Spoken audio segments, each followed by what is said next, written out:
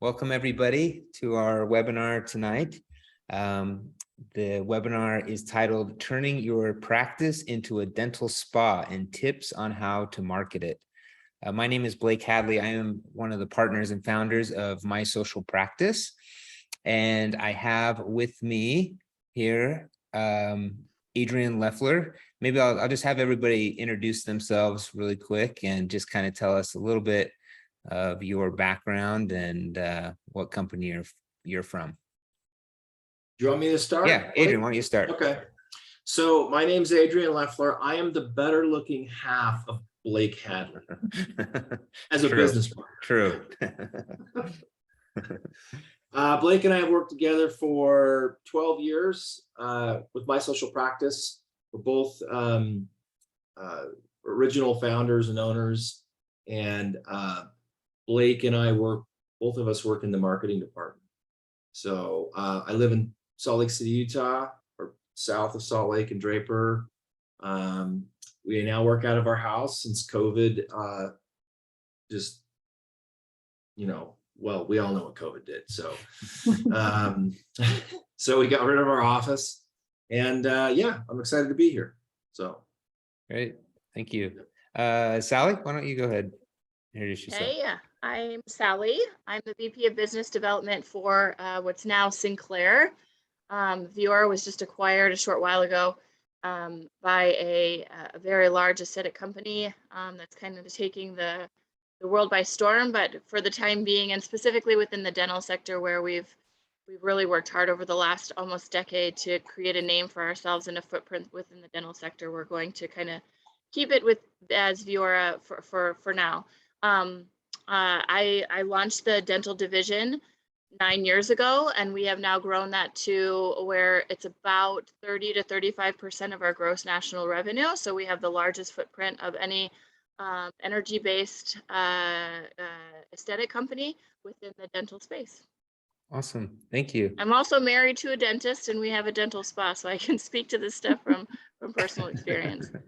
Awesome, thank you. Dr. Hargraves. Hi, I'm Olinga Hargraves. I'm a general dentist. I've been practicing for the past 23 years. I live in Denver, Colorado, and I started facial aesthetics about 11 years ago. So happy to be here. Okay, awesome. Well, we're excited to talk on this subject. I'm Blake Hadley, and I mentioned I'm a partner with Adrian. Just a little bit about My Social Practice. We are a marketing agency, and we help specifically dental practices market and grow their practice through digital marketing. So social media, website, Google rankings, reviews, kind of a little bit of everything. So I actually met Sally at a dental conference and saw what she was doing, and saw her booth was always packed full of people that wanted to learn about what she had to offer and were interested in figuring out how to offer facial aesthetic treatments to their patients. This whole dental spa revolution, has really I hear about dental spas popping up all the time.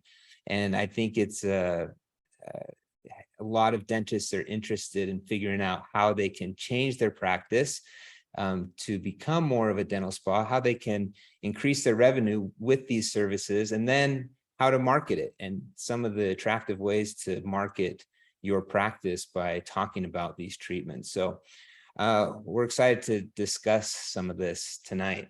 If you have any questions while we're talking, feel free to chat into the chat section here, and we'll watch that and try to address any questions that you might have. Okay, so yeah, let's go ahead and get started. Maybe we can start with talking with Sally a little bit about Viora. Tell us a little bit about how Viora got into the dental space. How did that start? Sure. I was actually at the Fort Lauderdale Boat Show, and a friend of a friend had said that she'd started this new job, and that they teach dentists how to do Botox and dermal fillers. And having been with Viora clinically at the time for almost a year, my wheels started spinning, and I'm like, okay, well, if they're learning Botox and dermal fillers, how can there be some overlap here? Maybe there's an opportunity. And so I approached the CEO of that academy.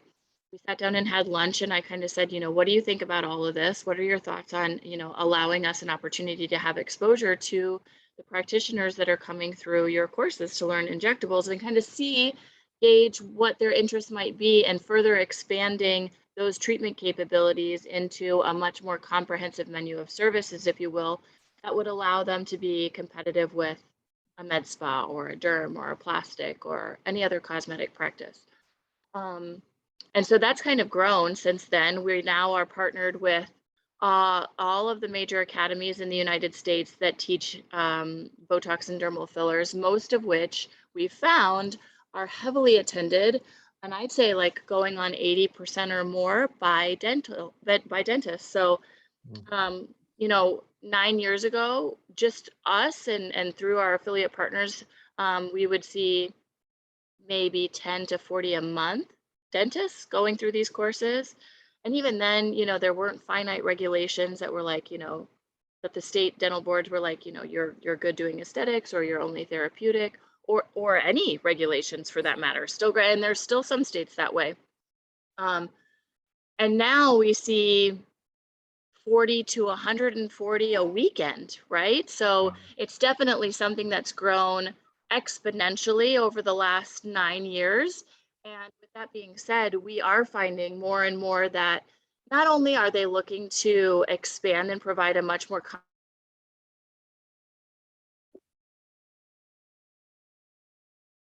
Did we lose you?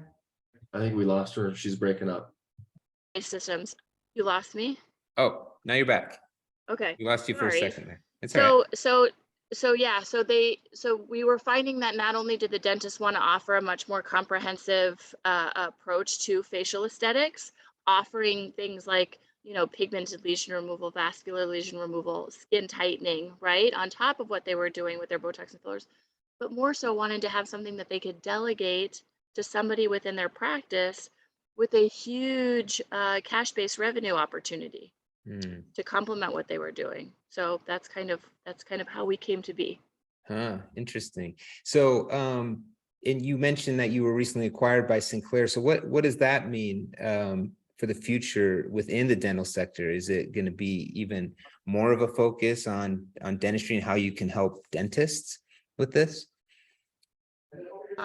The good news is they've seen that this is a huge opportunity for us for the last almost decade. Again, it's been a massive part of what of our gross national revenue in the United States, so much so that 6 or 7 years ago, we did a tour in Asia and kind of went to different areas in Asia and pushed this on the dental side too. So and we see, if you go on Google and you Google dental spas, there's a massive amount of dental spas in India.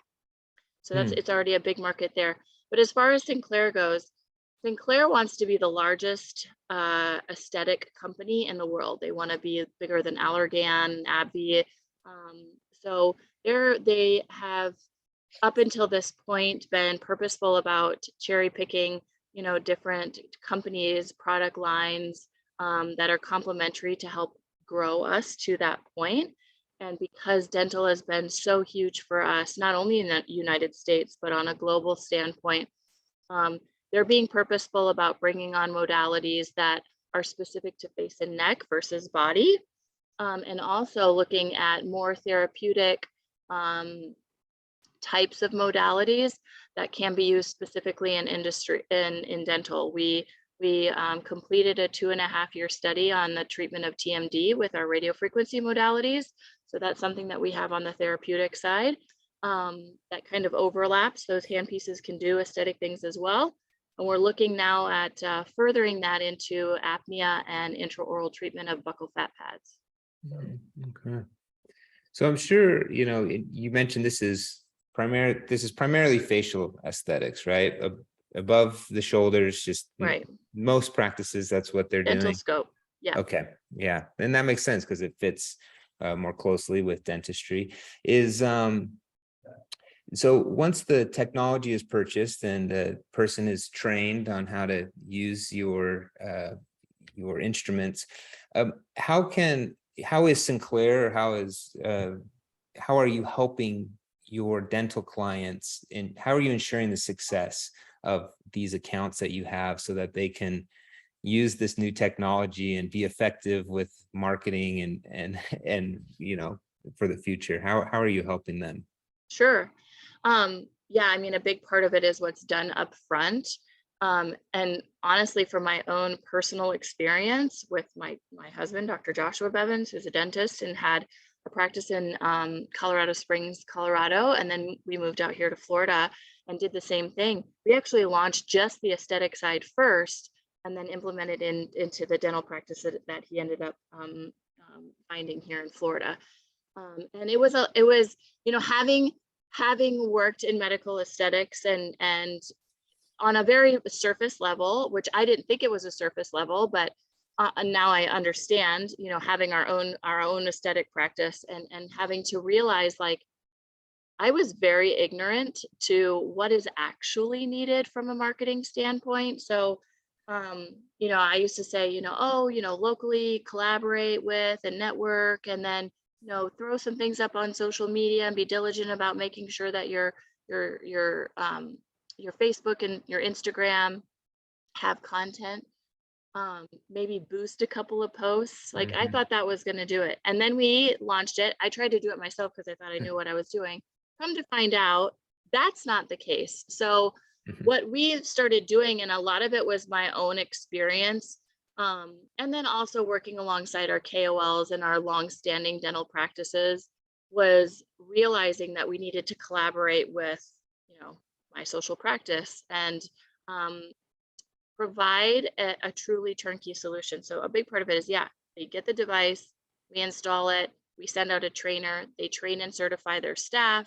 But if they need a website, if they need content creation, if they need SEO, if they need reputation, not if they need it, they need it, especially within the aesthetic sector. It's a very saturated market. And if they aren't diligent about, if we aren't diligent about providing them with the assets necessary in order to differentiate themselves from those, they're not going to be successful. And so that's why, we're intentional about including within the acquisition of the system a full year of marketing assistance through my social practice.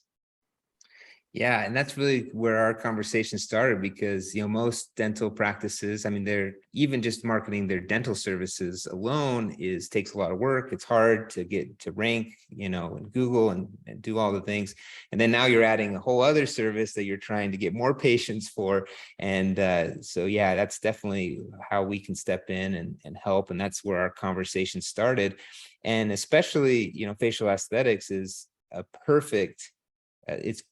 perfect content for social media, influencer marketing, and we're going to talk a little bit more about that a little bit later on.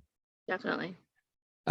Dr. Hargraves, so tell us a little bit about how you got started in facial aesthetics and how you were introduced to Viora, and what's kind of been the process for you to get started. Sure. So about 2011, facial aesthetic wasn't even a coined phrase yet. Certainly dentists weren't offering any of these services in their practice. I was just curious about Botox. I'd heard about it. It was a buzzword. I wanted to find out what it was. And through American Academy of Facial Aesthetics, they happened to come to Denver. So I took their course, got myself educated, and found that I really enjoyed it. I loved the aesthetics part of dentistry. And so this was just a natural extension, from that. And so I just continued my journey on, getting myself more and more educated within that academy. And then eventually I was approached to start teaching. So I'm one of the faculty members of that academy. And through AFE is how I was introduced to Sally and Viora. And it just seemed like a natural progression to start with injectables.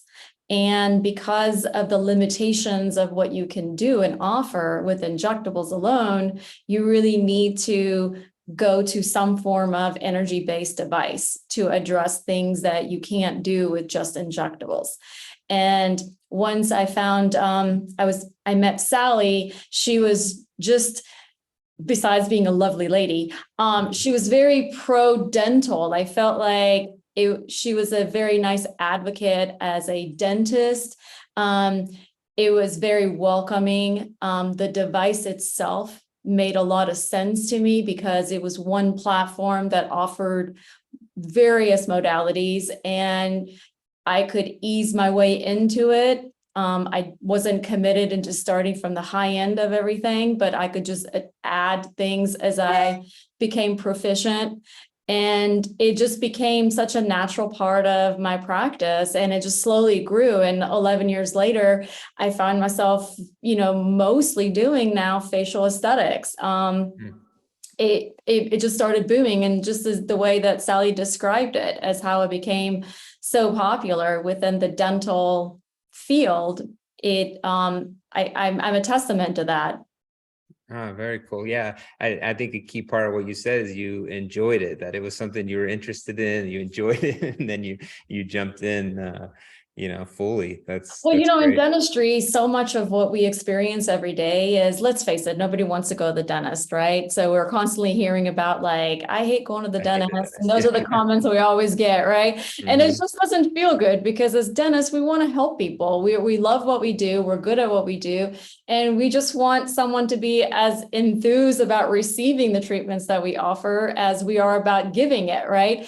And so this was kind of like a nice change because the way facial aesthetics works naturally is that it divides itself up into like a quarterly maintenance, which is perfect for dental procedures and dental maintenance. So they really have a nice synergistic relationship because now patients come in and get their routine cleaning and they're excited about being here because they know after they're going to get, some facial aesthetics incorporated with that appointment. And it just makes sense. And it's a win-win because, as Sally mentioned, it increases our production, obviously, but patients are happy to be here. We're excited about being able to offer it. So that's interesting how it changed your dynamic. Your patients are actually more excited to come to the dentist because they knew they were going to get some of these other services. That's neat. So, as far as promoting these new services after you were trained and after you started offering them, what did you do to promote that to your patients, to your current patients, and maybe even new patients? So dentists have a very unique position in that we have a natural internal marketing of patients that are already existing. They trust us. They've been coming to us. We just have a good reputation in the community and as a whole. There's a lot of trust factor in there. And because we've been establishing this relationship with our patients over the years, it really doesn't take a whole lot when we add a service to our practice. So with Viora specifically, we did an open house and we sent out an e-blast, invited all of our patients, had a party that, hey, we're introducing this new device, come see us. And that's how we introduced it to our practice. And with new patients, we have a printout of a menu of service that we offer in our practice, whether it's dentistry or for the facial aesthetic aspect of it. And the menu has very specific procedures of what we offer. And so every new patient gets that in their new patient packet when they come through, so they can see what we offer. And then our existing patients have been introduced through e-blasts or as they come in. And it really, we have to do very little now that we've been doing this for a long time, and patients just come in asking for it. And when one of our patients get treatments done, they are talking amongst their friends out in the social world, right? And so it's been such a incline of like building up the practice is for every patient, we'll get 2 or 3 of their friends that come in. And I found that a really fast way to be able to grow is to offer a referral program. So if someone comes in and says their friend was referred to us, then they both get a little extra bonus, so the person that referred and then the new patient that's come in. So that's been a really nice benefit to have. Oh, that's good. So you're getting new patients coming in just for your facial aesthetics, not even for dentistry first, and then second, they're coming in just for that. Okay. And then are you able to sometimes convert them into a dental patient as well? I mean, I'm sure if you're there, that's the trick, right? To be able to offer Definitely. all services. Yeah. It's been a mixed bag. We'll get patients that come in specifically for facial aesthetics, and they come in and see us for facial aesthetics, and maybe they're happy with their dentist that they're currently seeing, and they come and see us for facial aesthetics. Uniquely enough, dentists retire. And so as someone's dentist has retired, they're like, well, we already know you, we like, your practice. And so they'll transition dental wise. Other cases, they'll come in specifically for dentistry. And then when they realize we do facial aesthetics, then that just adds on. So there's so many different, approaches. What's the patient's reaction when you say that you offer some of these services? Because I mean, for me, when you go to the dentist, you wouldn't think that a dentist would offer all these things. Are they, I mean, I'm sure it's a nice little bonus when they find out. They might have a lot of questions. Is that true? They kind of like don't understand why a dentist can also be certified to do all these treatments. As Sally mentioned, since I get to teach facial aesthetics regularly, that has turned around a lot. 11 years ago, yes, patients would come in and they would be perplexed with, what do you mean? You do Botox? I mean, you're a dentist. How is that possible? Now, actually, I get patients in and they say, I wouldn't go anywhere else because dentists are the experts of head and neck. So it makes sense that my dentist would be the one offering the facial aesthetics. And I hear that routinely every day, is that I trust you because you're the professional of this in this area. And I can't imagine going to someone who does everything, not just head and neck. So you would be surprised of how easy it is once patients understand that this is a service we offer for them to just convert to wanting to do it. Yeah, that makes sense. But if that was explained to me, and if that would make complete sense, I would have that trust already built with my current dentist if they were to offer something like that. As far as the branding of your practice, have you had to change very much are you using the term spa in some of your brand? Have you changed anything in your office that, do most dentists need to change anything? Do they need to change their name, for example, to dental spa, or are they okay with what they currently have? Or what branding changes would you suggest? For me personally, we have not done anything different. We have maintained our name the way it is. We've added the services to our website, and I find that someone who hasn't been referred to us, majority of our patients that we see are referrals. But someone who just looks online and Google searches, there are certain key phrases they're looking for. And so we pop up, and then that is what attracts them, to our practice. And when they see the services that we offer compared to other places that are not dentists, then that becomes valuable to those people that are looking for that. Yeah. And that's a perfect segue maybe to talk a little bit to Adrian about this.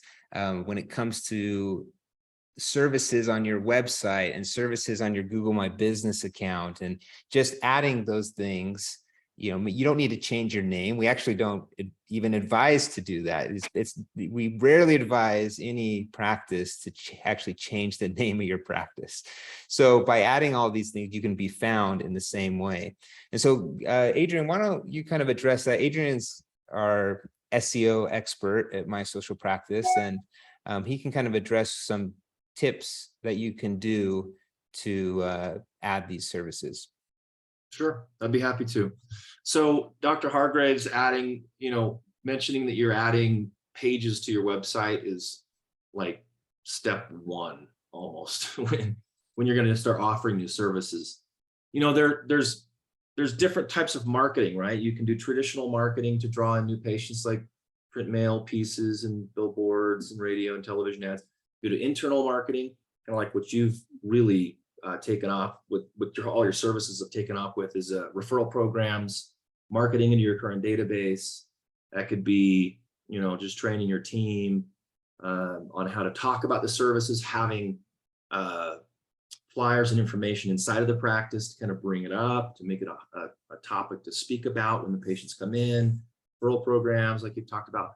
Those are, I would say, of anything that you're going to do when you make this transition from just dentistry to an aesthetics practice, aesthetic/dentistry practice, you have to do your internal marketing. Like, you can't just do print mail pieces and think that this is going to take off. It's not. You have to have a really solid internal marketing campaign.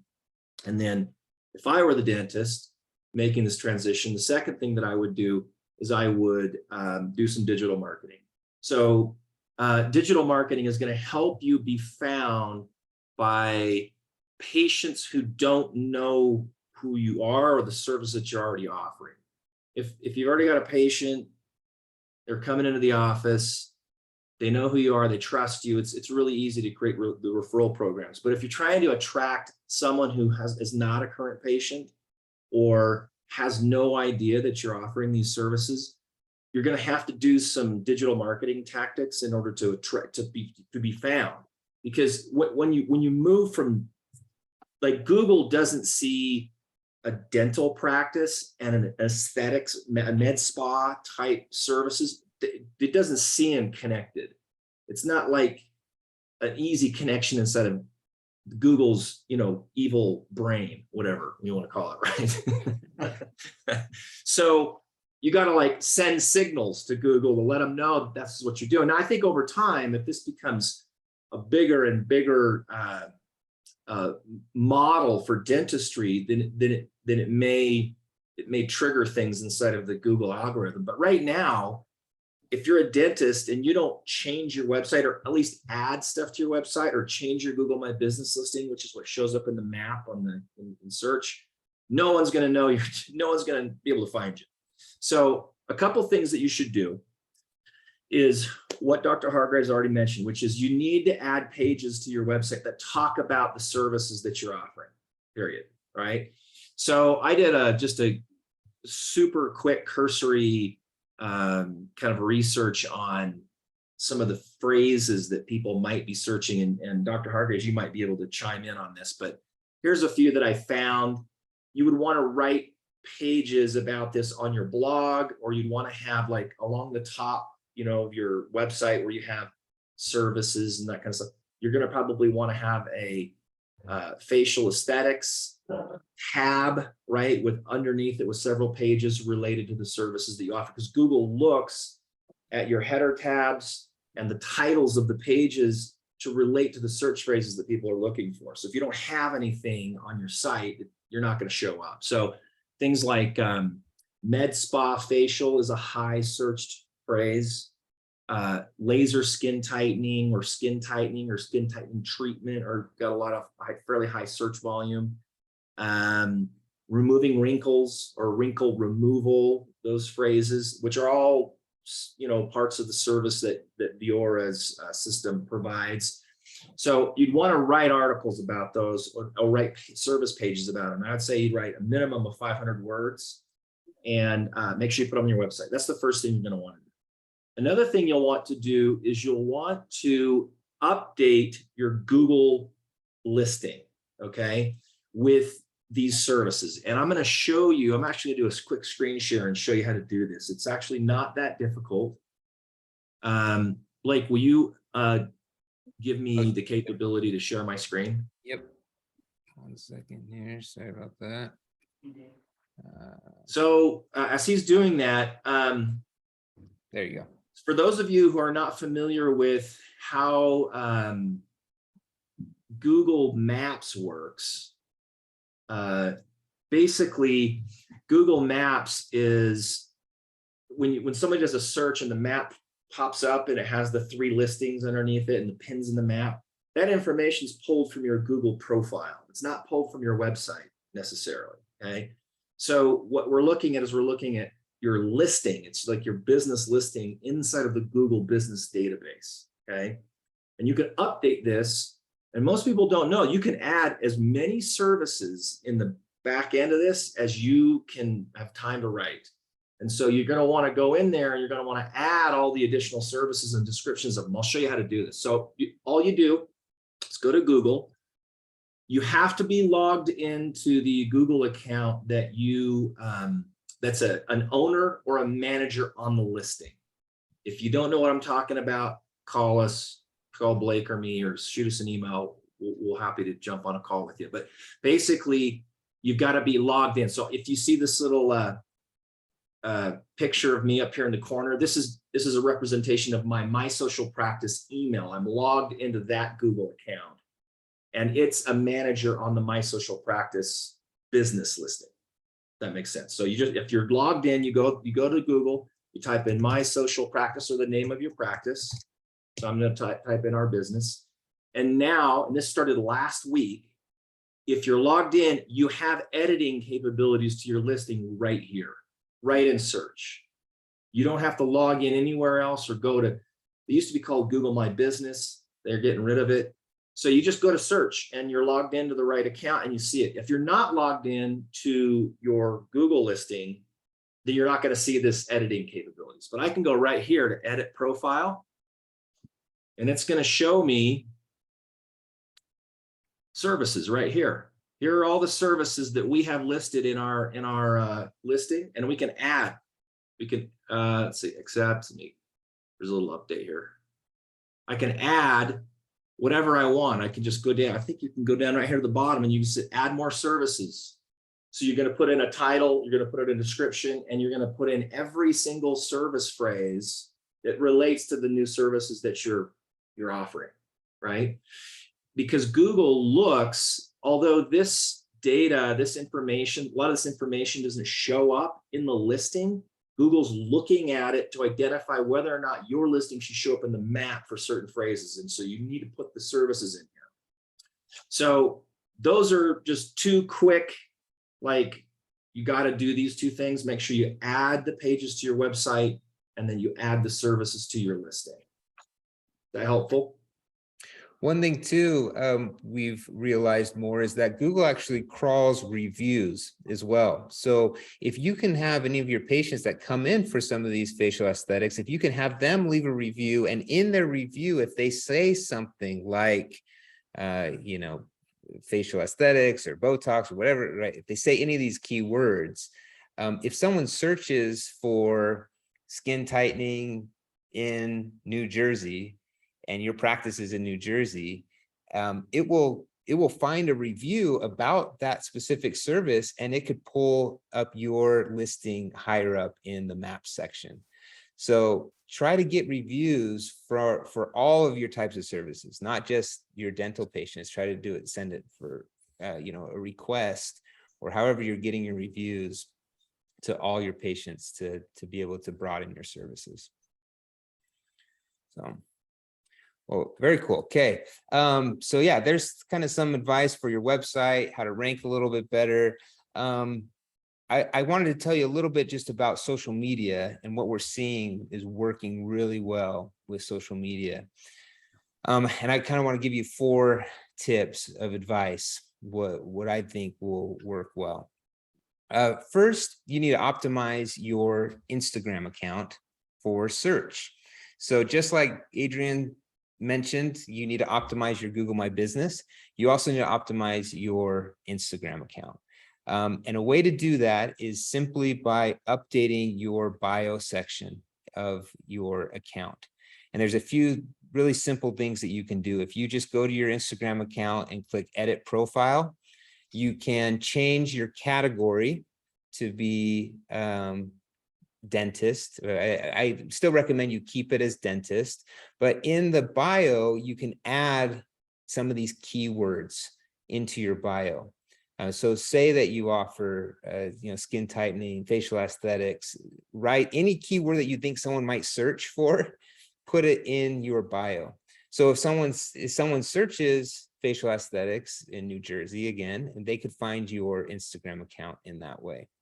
And so that's one tip. Instagram is also crawling captions of your post. So whenever you include any keywords in the captions of all of your posts, there's more likely that you'll be found. Videos. Videos are taking over social media right now, short form videos. I've stopped calling them TikToks because every time I say TikToks to Dennis, I get Dennis rolling their eyes at me because all they think of is their daughter or son dancing, you know. So I call them short form videos, but that's what they are. They're TikToks and Reels. This content is getting pushed to the top of everybody's feeds right now. Instagram, the president of Instagram recently came out and said, we are no longer just a photo sharing app. You know, they are trying to compete with TikTok right now. And so videos are, you know, taking precedent. So we are encouraged all of our practices. We're teaching them different ways they can create these short form videos. And what's great is you can take a long procedure, a long treatment, whether it's a dental treatment or a facial aesthetic treatment, and you can shorten it into a short 1-minute video by doing a lot of quick cuts. You can put captions over the top. You can put a fun song over the top to just make it more interesting to watch.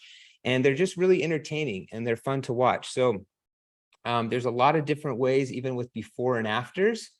You know, usually most dentists know the only way to do a before and after is to take a picture of the before and take a picture of the after and put it up on their website. Well, now there's ways that you can have someone on a video and, you know, even just a quick swipe of their hand over the screen, and you can cut a video in that way with TikTok or with Reels, and you can have the before and after in a really kind of entertaining little short video. So that's something that we teach our clients how to do, and it's working really, really well and to promote these treatments. The next thing I would say is influencers, working with influencers. Most of you probably know what social media influencer is, or an Instagram influencer, but just to give you a little overview, if you don't, you know, people are just like the example that Dr. Hargraves said, you know, people influence people. If people talk to their friends and trust their friends or people that they follow on social media more than they trust you at your practice. So you can say how great you are all you want on your website, but until someone talks to their friend about how great you are, that's what really convinces them. So that's why influencer marketing is so powerful with social media. You have these accounts that have built their following by just the great content that they post. So it could be, you know, it could be about whatever topic, you know, fashion, it could be just humor, whatever it is, they've built a following with people that trust them. If you can work with some of these people in your local area that have a little bit of a following in their local area, and these don't have to be people that have hundreds and thousands of followers. The influencers that we recommend that you work with are called micro influencers, maybe between like 3,000 and 10,000 followers. These are people that would be ecstatic to work with a dental practice and to promote these services if they were to get some sort of little discount or a free treatment. So you'd have to decide what you're willing to give away and maybe how much you trust that this influencer really has a good influence in your area. But you could approach them and say, hey, we'd love, you know, to have you come in for a free treatment. If you would tag us in a couple of your posts, tag us in a couple stories, and maybe create a reel for us or create a little TikTok and tag us in that video. And you could, you know, if you can get them to do that, I think you can create a lot of new patients, especially with these facial aesthetic treatments, just because it's perfect for Instagram. We actually did a test with this with dental practices just for teeth whitening. And we were helping practices get influencers to come in for a free teeth whitening. So a $300 to $500 value for professional whitening. And in exchange, we were asking the influencers to create one post, two stories. That was kind of the trade value that we thought was about equal to, you know, a $300 teeth whitening. And we had huge success with these dental practices just with that simple trade. So that's something that you can start thinking about for I this. definitely think too that it's important that when you do that, if they can spread it out over some time so that they maintain relevance talking about you for, say, a month to 2 months, right? Where they have these repeated posts, stories, reels, whatever they are. We found with an influencer that we worked with here locally, she's a mom and she travels and she's a photographer, so she takes amazing photos. So her content in and of itself is awesome. And she came in and we did a series of treatments on her and she kind of documented it. We did do one that was really successful where, kind of like the structure of a webinar, she actually asked her audience, what are your questions in regards to, facial aesthetics and what you want to know? And so she took the top 10 questions. We sat down together, we did a video on them and answered them, and she put them into some really cool content. And it grew our visibility significantly. Wow. Yeah, that's a perfect example. And most influencers that know what they're doing, they will have their own style. You don't need to micromanage them by saying, hey, you should post. You might want to give them some benefits of, that they can at least talk about. But like, that was probably maybe her idea to come up with this question and answer thing and have you sit down. They kind of know what their audience likes and what type of content does well. And so they'll kind of come up with the creative ideas. I love that idea. Create a contract with them and have them do it on an ongoing basis, maybe for a month, every time they come in, just to do a little video while they're in the office and put it on their story or whatever it might be. That's a great idea. And then I would just say consistent posting, just adding these posts, whether it's a graphic, it's always better if you can post more personalized content, actually photos and videos of what you're actually doing in the office rather than just a graphic. We always encourage our practices to try to do this. It just takes time. It's hard to think of the video, to record a video and take the photos and do all of that. So we still provide you with some informational graphics and captions of how you can talk about all of this if you just don't have time to take a photo. So it's just important that you stay consistent. If you don't have time to post, an agency like ours can help you at least stay consistent with your posting. And if, a lot of people, before they even pick up the phone to call your practice, they're going to your social media to just see what you're about, to see what services you offer. And they might not even mention that they went to your social media, but it's just important that you have content on your accounts. It's just kind of how things are these days. It's so important to have that. So those are kind of my tips for social media. Hopefully that kind of helps. So is there anything anybody else wants to add, or maybe if anybody has any questions, feel free to chat them in, just about getting started. How would someone, maybe one of the attendees, how would someone go about getting started with all of this? Maybe Sally, what would you recommend? What's the process? Yeah, so the biggest part of it, first and foremost, is staff education, right? So we train and certify. You hear my 6-week-old in the back.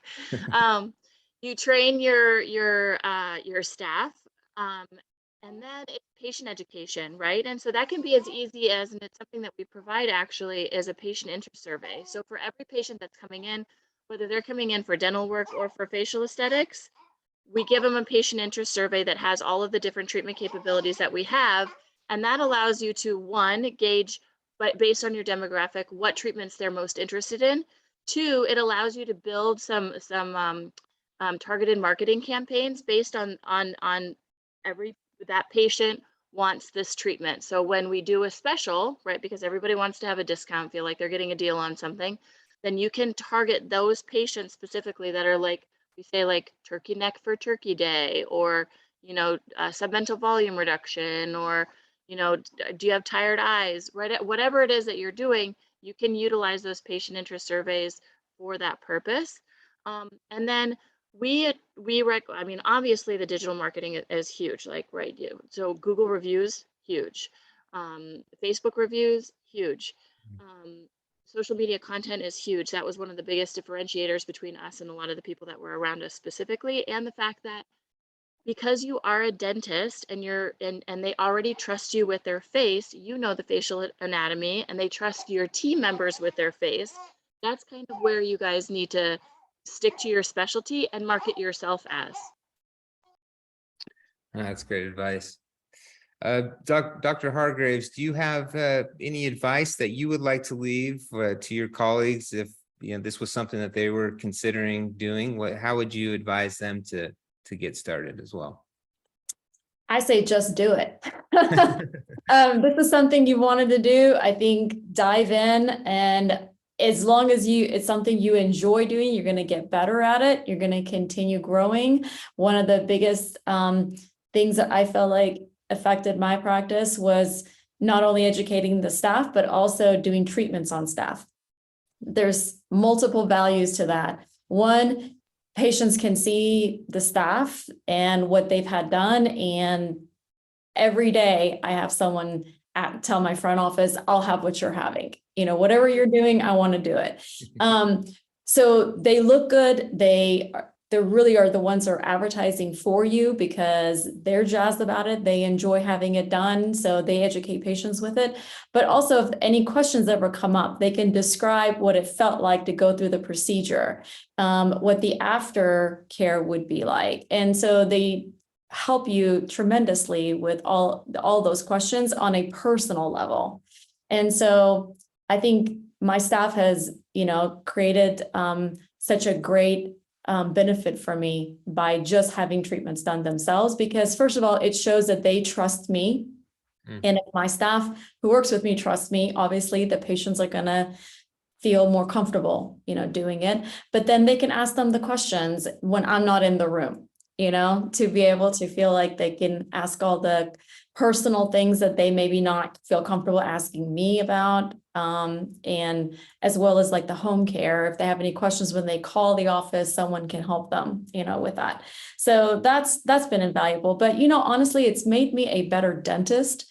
I feel like just getting myself more educated, more skilled, has made me a better clinician. And overall, I feel like I went from looking at a patient as a dentist, like through a keyhole, compared to being able to see a patient as a whole person and be able to see their whole, head and neck and how everything affects everything.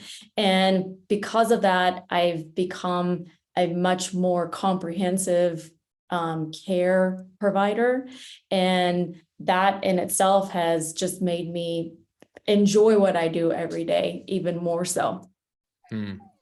Oh, that's really neat. That's what you're in the business to do, is to help people and to make them happier and better their, how they feel about themselves, and whether it's through dental treatment or, facial aesthetics. That's what you do. That makes sense that you would enjoy your job even more by doing this. We have a question that came in. I live in Washington State and took a bunch of training in Botox and fillers. And when I went to update my insurance policy, was informed it is not legal in Washington State for dentists to do fillers. Do you keep up with the individual state limitations and allowances? I think that's a question for me. Yeah. So we at Viora, we adhere to all of the state regulations. And it's been something, again, going on almost 10 years here, these regulations evolve weekly, so they change, and they're all changing for the most part to a more, for lack of a better word, liberal standpoint in regards to dentistry. I think on a state-by-state basis, these boards are realizing that this isn't something that's new. This isn't something that's not within the scope of dentistry. I think dentists are lobbying in states where they are saying that this is therapeutic only.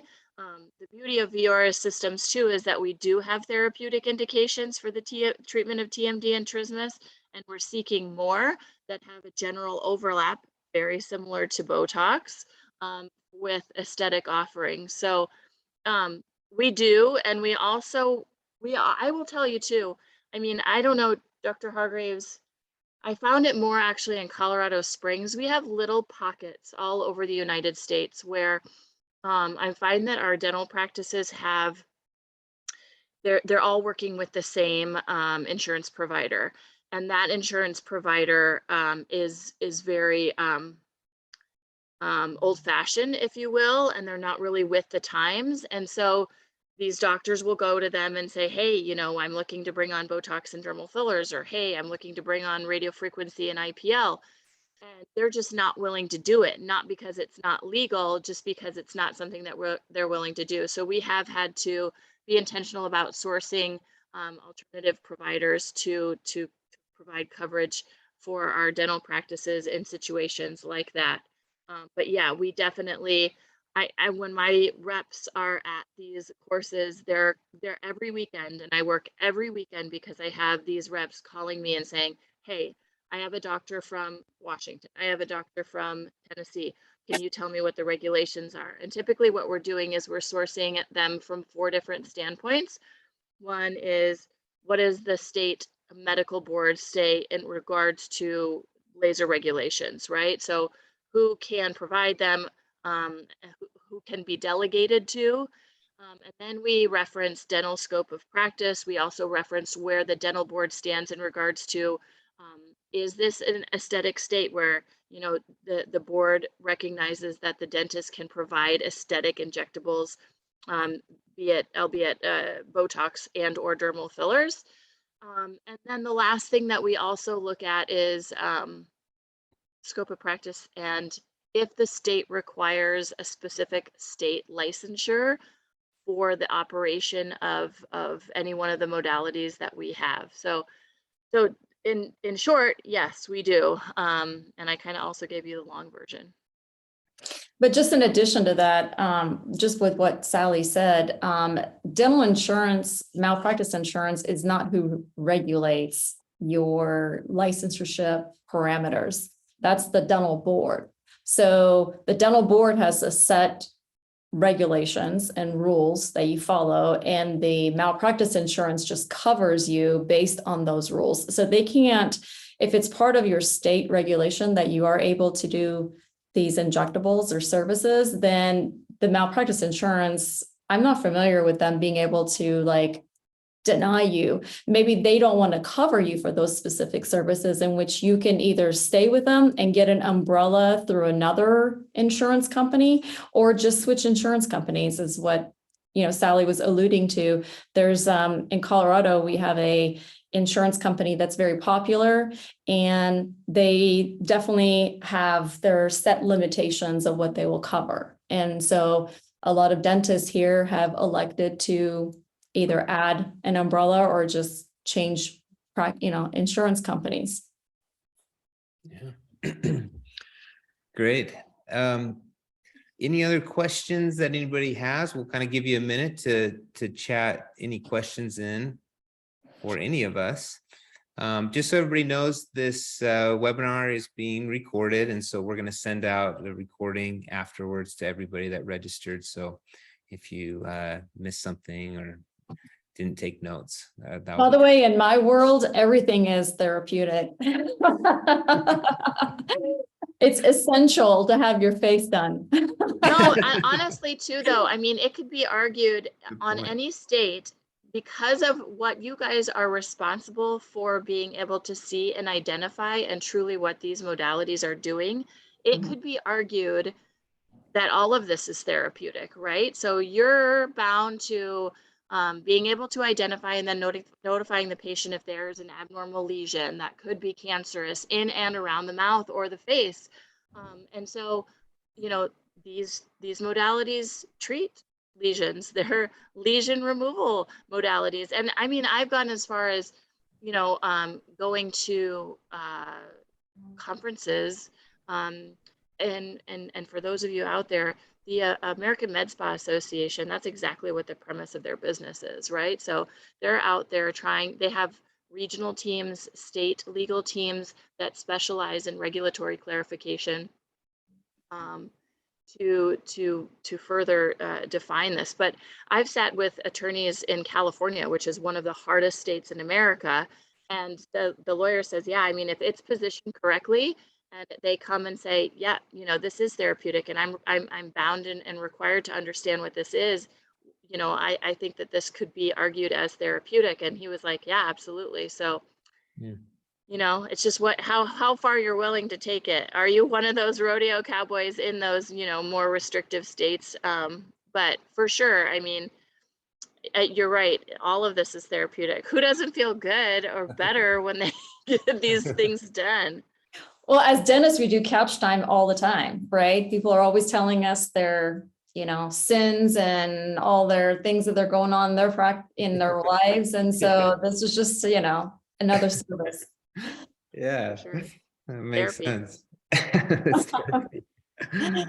Well, yeah, I know sometimes with stuff like this, it just takes everybody sometimes a little bit of time to catch up. If anything that's ever new like this, and I know it's been around for a little bit, but it's still relatively new. It's just going to take everybody some time to understand it. So, okay, well, I think that's everything. I think we've covered most everything. I don't see any other questions come in. So thank you to everyone for joining Thank us you.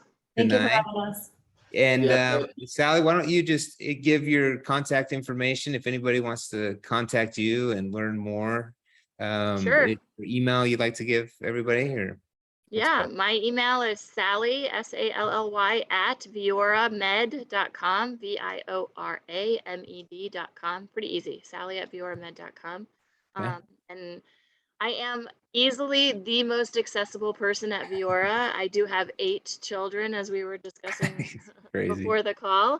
And so you might hear a baby or a screaming child in the background, but having initiated both strategic accounts and the dental division, and I truly care about each and every one of my practices. We have hundreds now, hundreds of dental practices, and they all know that they can reach me. My cell is 702-419-0972. So I'd love to hear from you.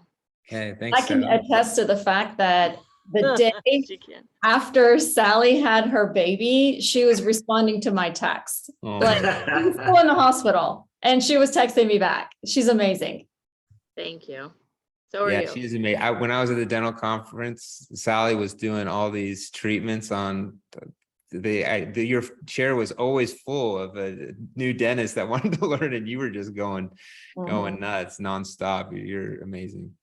If you'd like to contact my social, well, let's say, Dr. Hargraves, is there a way, if someone has any questions for you, is there email you'd like to provide if they want to?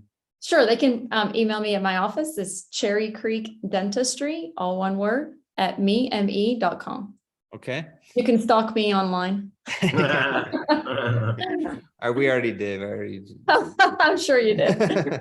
And then if you'd like to get a hold of My Social Practice, you can just email info@mysocialpractice.com. Or if you have a question specifically for me or for Adrian, it's just Blake@mysocialpractice.com, and Adrian's is just Adrian@mysocialpractice.com. So feel free to email us if you are interested in what we have to offer. So, all right. Well, thanks everyone. Thanks to all the attendees for coming, and everybody have a good night. Thank Thank you. you. See ya. Good night. Yeah. Bye, guys. Bye.